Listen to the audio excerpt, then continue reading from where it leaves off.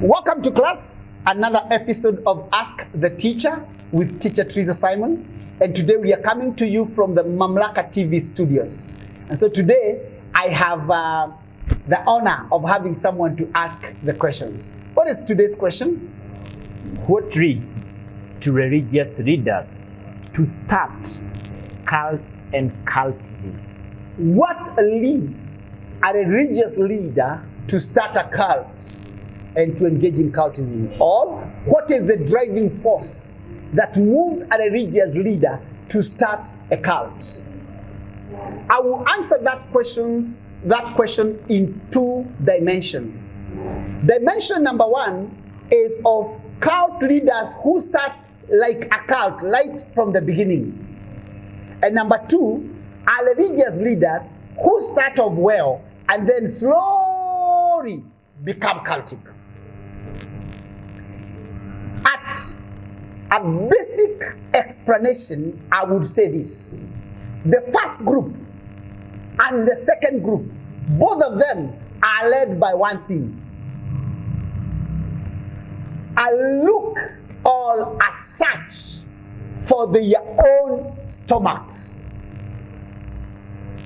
But the guy who starts off as a cult is most probably a deceived person.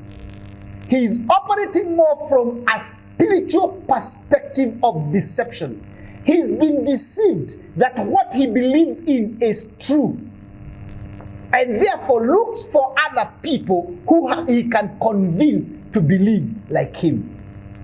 For that group of people, most of the times that you find them, they are not even very well up.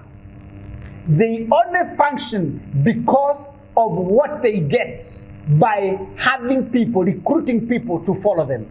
And most of them die very poor. But so for them, they serve themselves for fame, but they are affected by a spiritual problem.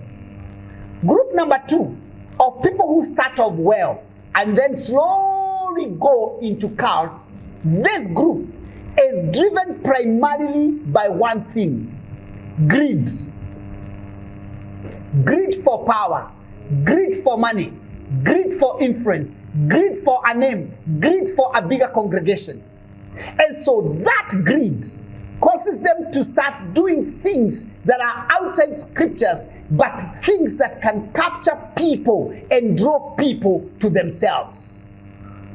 And so this group, we can say, their primary driver is greed.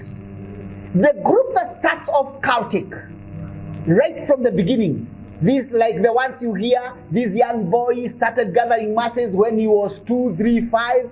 Those are spiritual problems. They are completely driven by a spirit. They have been taken over by a spirit of deception, and they have been deceived that what they believe in is the truth.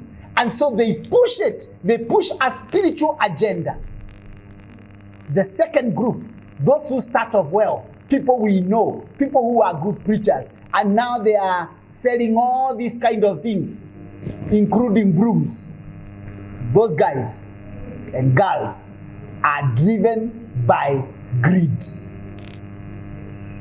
So one group is deceived in the spirit that what they are pushing is true. Group number two is driven by greed. That's what the teacher has to say.